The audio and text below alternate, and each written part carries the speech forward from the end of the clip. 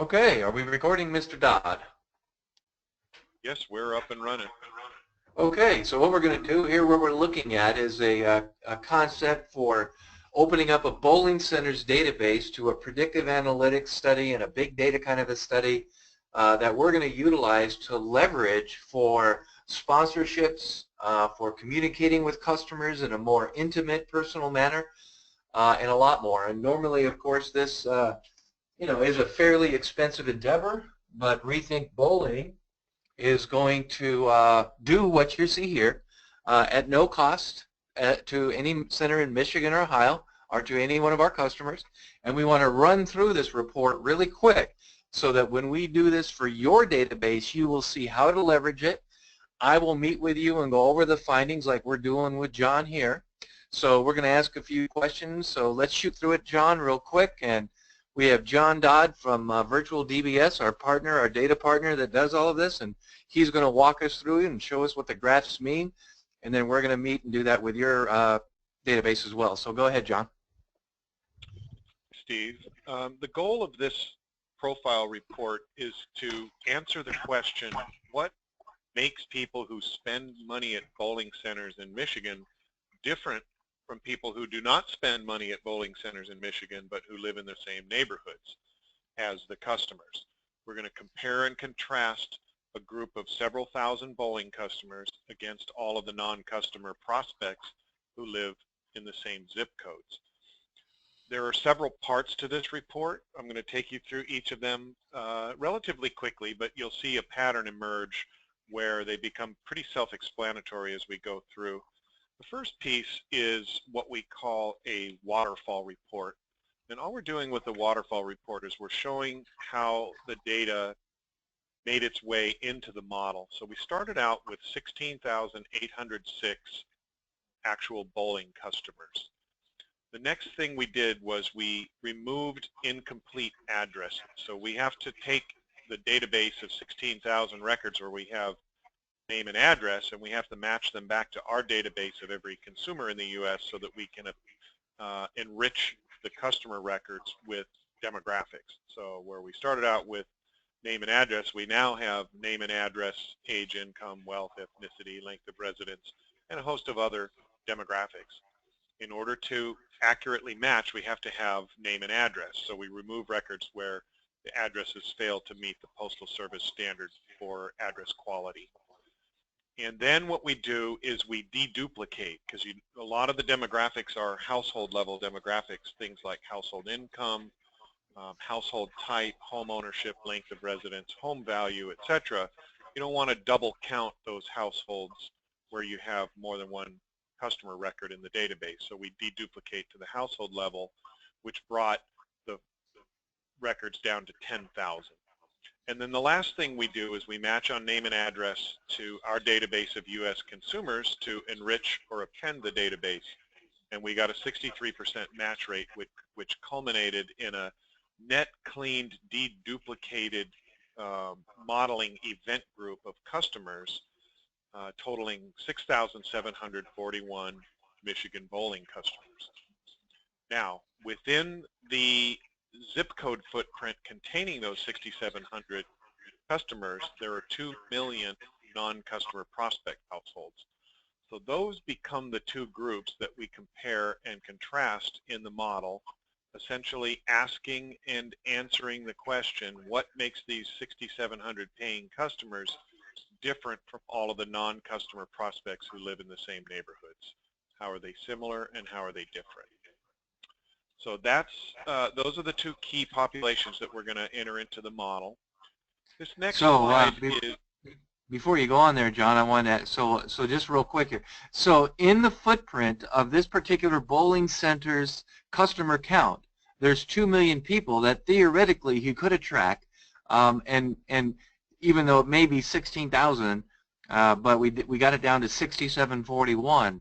That's a lot of people. We can kind of find out why are they not coming to the center. Maybe we can find out the ideal person who's not coming and then kind of cherry pick them and reach out to them is the idea? That's ultimately the goal. Okay, we got that. Is to, once you've statistically discriminated the customers from the non-customers, then you can use the characteristics of the customers to go find low-hanging fruit prospects out of those 2 million that most closely resemble the customers. Okay, great. And okay, thank you for clarifying. So this next slide is what we call a heat map, and all it does is it takes the 6,700 customers and it plots them on the map, and the geography lights up red where there's a high concentration of customers. It lights up light blue where there's a low concentration of customers, and then there are various other gradients of purple in between. As we can see here, there is a pronounced concentration of customers along the lakefront across 100 miles or so. When we look at how they actually break out by county, what we see is that the highest concentration of them is in Muskegon County. What we see here is the first of a couple of dozen slides where you're going to see this pattern repeated. There's a red and black horizontal bar chart that quantifies customer distribution and a traffic signal colored vertical bar chart that quantifies market penetration.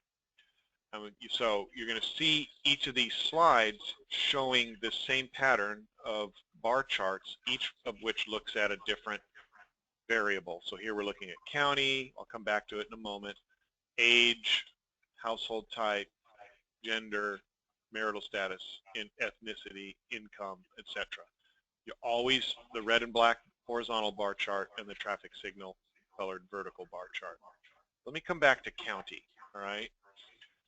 In this case, the customer distribution chart is comprised of red and black bars. The red bars represent the 6,700 customers. The black bars represent the 2 million record non-customer prospect universe. And then simply on the horizontal axis, you have the percentage of each file. So what we see is that maybe 83% of the customers are in Muskegon County. However, only about 5% or 7% of that non-customer prospect reference universe falls in that same geography. Don't mistake that for market saturation. Remember, there are 6,700 customers, but there's more than 2 million prospects. So we're a long way from market saturation. In fact, where you see a red bar exceeding its corresponding black bar, that actually represents a statistical sweet spot.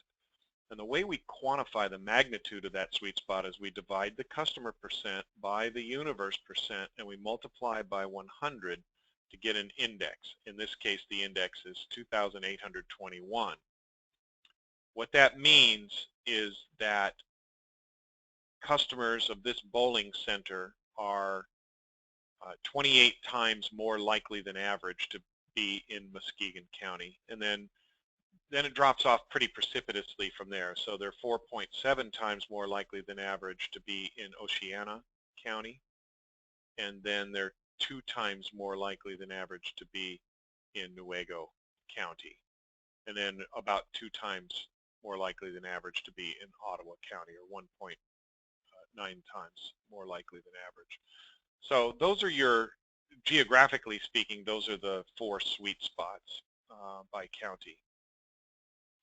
We take that same concept and we look at age, and what we see is we see this sort of a curve, if you look at the red bars, that skew young, all right, where maybe almost half of the customers are between 25 and 44. And when you look at the indexes, again, comparing the red bar to its black bar times 100, we see that customers of this bowling center are 2.7 times more likely than average to be 18 to 24, 1.7 times more likely than average to be 25 to 34, and 1.4 times more likely than average to be 35 to 44.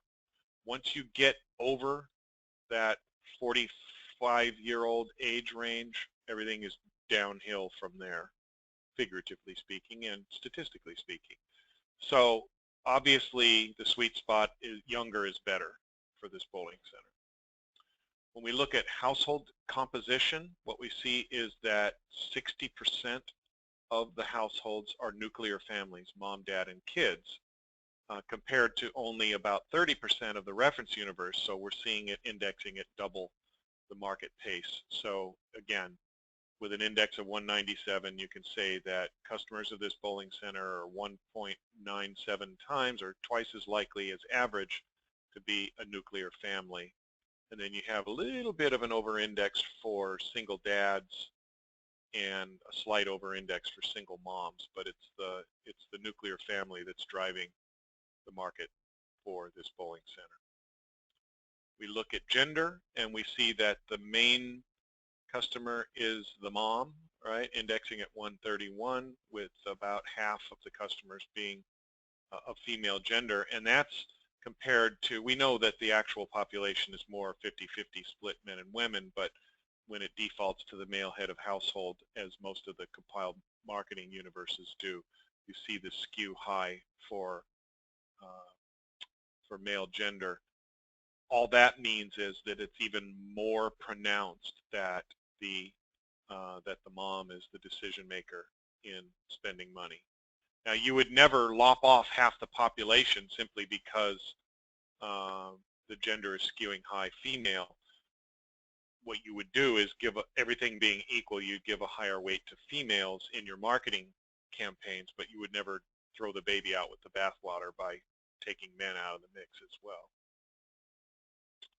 When you look at marital status, this one sort of is joined at the hip with the household type, where almost half of them are married and slightly over-indexing. But because it's a young, skewing population, more than a third are single as well. So in some ways, this is not a variable. This is more of a nice to have than a need to have. It's unlikely to figure into any selection parameters or scoring algorithms, but it's interesting to note.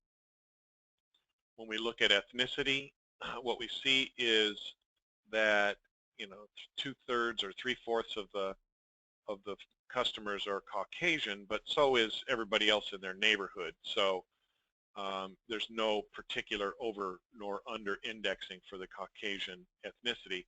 We do see, even though it's only maybe 15% of the customers, we see an over indexing for African Americans. So you'd get a slight tease by ethnicity there, but it's largely Caucasian folks that are customers. By income, what we see here is this kind of upward spike in the upper middle income, and then it drops back off it on the low end, and it drops back off on the high end. So, and this is probably, again, none of these findings are a big giant surprise to the people who sit there and watch the customers come into the bowling center day in and day out. But the highest indexes are here between about 75,000 and 125,000 in household income, spiking at 1.37 times more likely than average to be in the 100,000 to 125,000 per year in household income. What we see by wealth is that because they're young, they haven't had a lot of time to accumulate equity in their homes, and they probably live in more moderate homes than they will when they get older.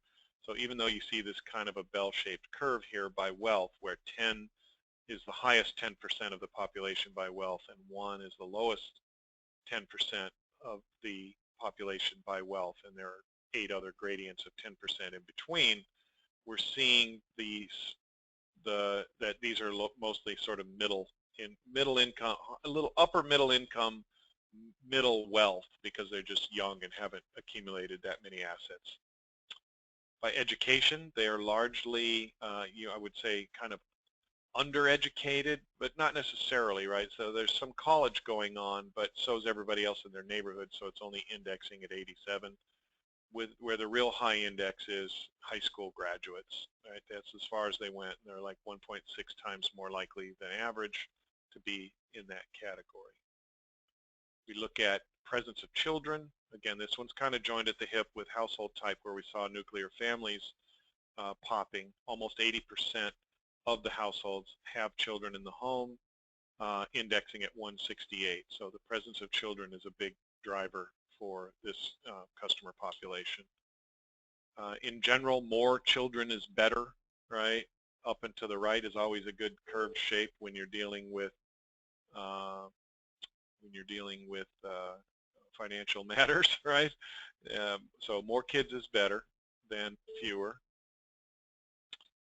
By length of residence, what we see is, interestingly, a lot of these people, almost 40% of them have been in their homes a long time, which it gives you this kind of up and to the right curve on the indexes. You wouldn't disqualify these younger folks here, and their, because the accumulation of, 60% of the people are under 15 years in their home, but the over-indexing is happening at the high end of the scale. By home ownership, what we see is that about 90% of them own their own homes. So does everybody else in their neighborhood, so it's only indexing at 121, but it's nevertheless an important statistic, as is the dwelling type. When you see people owning their own homes, almost 100% of them are single-family dwelling units. Compared to the universe, there's a slight difference. It's only indexing at 113. When we look at home value, they tend to be on the lesser expensive side. That's just the nature of homes in that marketplace. Sure, they have their million-dollar homes, but the vast majority of these folks live in homes that are very moderately priced, which is why we see, even with significant length of residence, where the highest index was at the high end of the scale here in 10 or more years, the wealth was only in the middle deciles. That's a function of just the home value is not particularly expensive in that part of the country. This is an interesting statistic here, where we see that roughly 2/3 to 3/4 of the customers are highly direct mail responsive. The way that we compile this statistic is we have data feeds into our compiling database from catalog co-ops, charity co-ops, and magazine publishing co-ops. So if somebody buys fleeceware from J. Crew or underwear from Victoria's Secret, or they subscribe to Time magazine through the mail, or they donate money to American Cancer Society through the mail, that any one of those events will ping the database.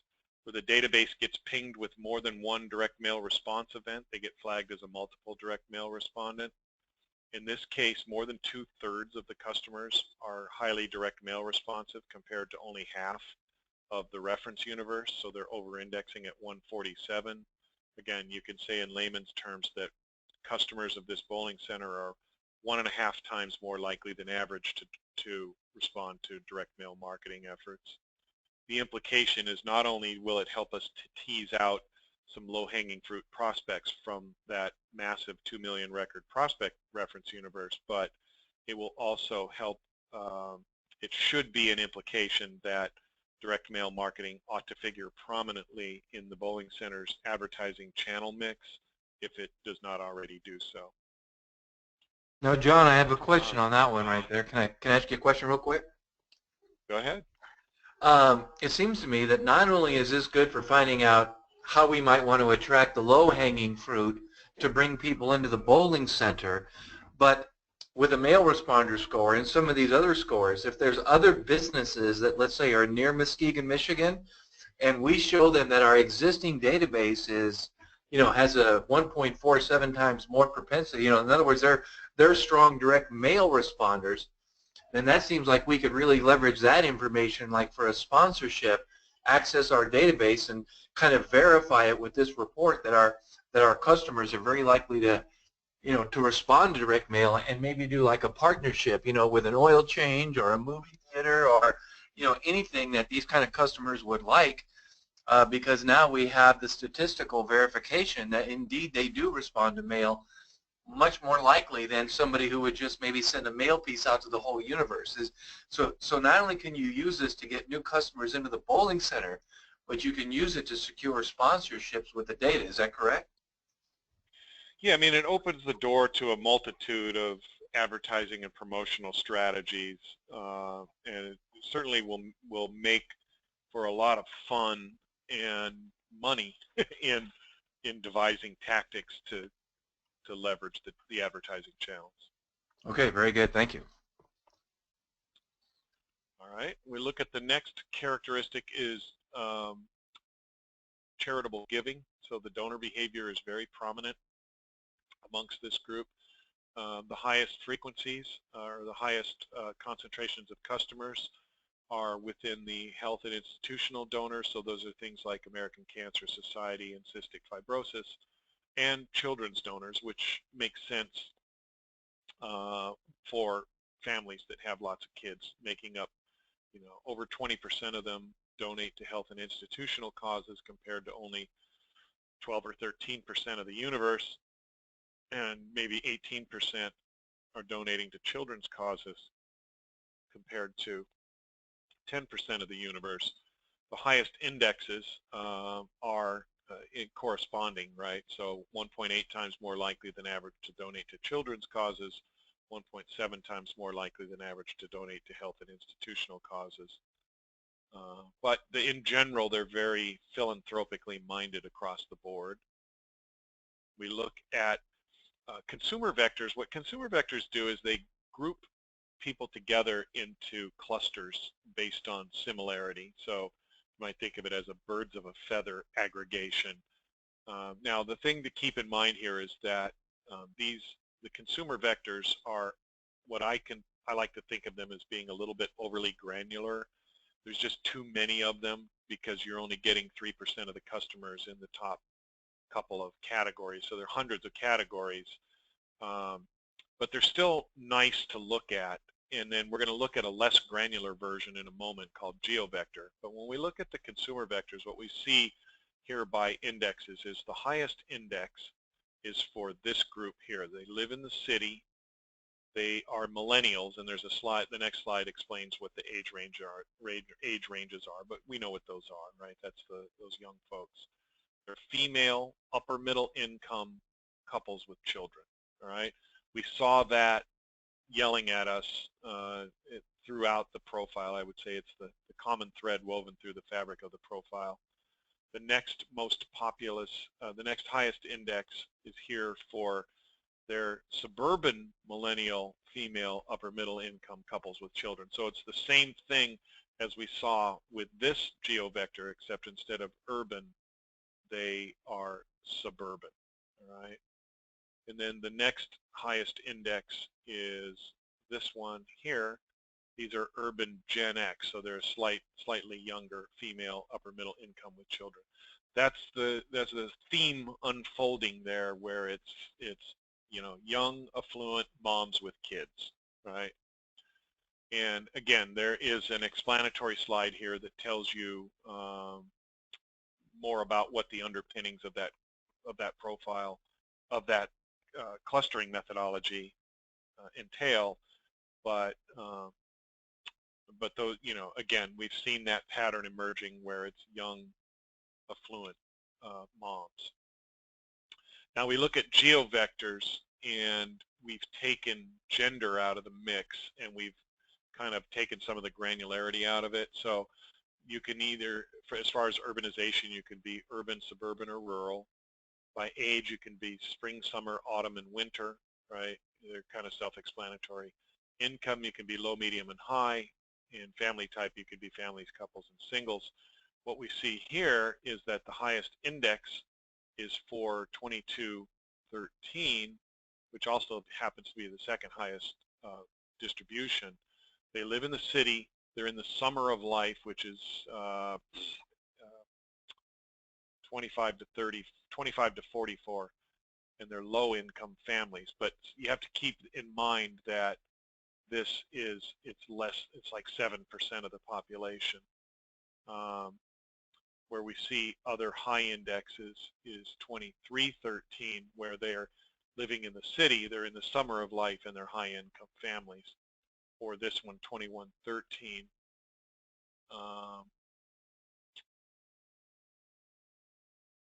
which is, oh, it was 2213 was the one that I meant to get here, that had the high index, which was urban, summer, middle income families.